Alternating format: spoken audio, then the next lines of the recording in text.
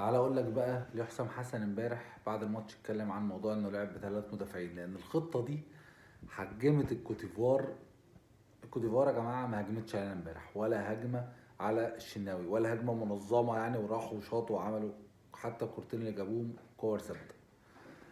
حسام حسن لعب ازاي بقى؟ مش موضوع انه رص ثلاثه فقفل ورا، دي الفكره السطحيه شويه للموضوع، لكن هو التكتيك بتاعه بقى عمل ايه؟ هما كوتيفوار بيطلعوا كده كده على الارض وسرعات فظيعه، فهيطلع من عند السنتر باكات بالكوره من على الارض جون، هيروح مدي للسنتر باكات يطلعوا بالكوره. قفل عليهم بصلاح ومرموش. طيب بدأ رقم ستة بتاعهم ينزل يستلم، امام عاشور راح قافل عليه. طيب بدأ التمانيتين يفتحوا ويرجعوا ينزلوا عشان يستلموا، مروان عطية وحمدي فتحي معاهم. طيب بدأ ان هما الاظهرة بتاعتهم الباك رايت والباك ليفت ينزلوا عشان يستلموا ويطلعوا بالكورة. هاني وفتوح بيضغطوا عليهم. هتقول لي طب ما هو لما يضغطوا عليهم هيروح مدي الوينجات، وهو ده اللي هو عايزه، انه يفتح الملعب ويجري الوينجات بتاعته. دي بقى فكره الثلاثه، ان ياسر من ناحيه اليمين ورامي ربيعه من ناحيه الشمال بيضغطوا على الوينجات بتاعتهم.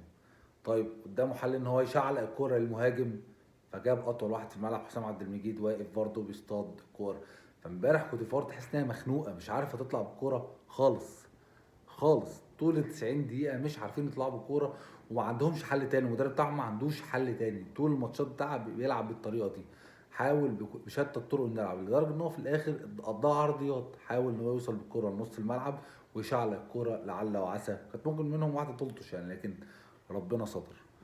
الراجل ده يا جماعه امبارح حسام حسن لعب بتكتيك عالي قوي، درس الكوتيفوار كويس قوي، حجم سرعاتهم. لان احنا لو كنا بنلعب عادي فتحنا ملعب 4 4 2 زي ما كنا احنا اصلا بنلعب كل الماتشات، احنا طول البطوله بنلعب 4 4 2.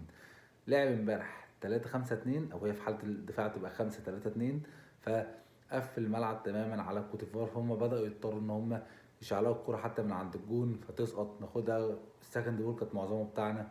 فتحية إجلال لهذا الرجل اللي الداس دايما حطاه في حتة الرجل الحماسي، وأنا أول واحد كنت بقول كده، حماسي وبيخبط على صدره ومش عارف إيه وما عندوش تكتيك. لا امبارح أثبت إنه الحقيقة يعني مدرب كبير. الراجل ده لازم لازم لازم تالت يروح بينا كأس عالم، مش عشان اي حاجه غير ان هو نجح في الاختبار اللي هو محطوط له. الناس كلها متربصه له، من اول اتحاد الكره لحد الجماهير لحد الصحفيين لحد محدش كان معاه الا فئه قليله جدا. الراجل ده اسكت الجميع ووصل بينا لبر الامان، واي نتيجه تانية هتحصل بعد كده مش مهم، الراجل ده نجح في الاختبار.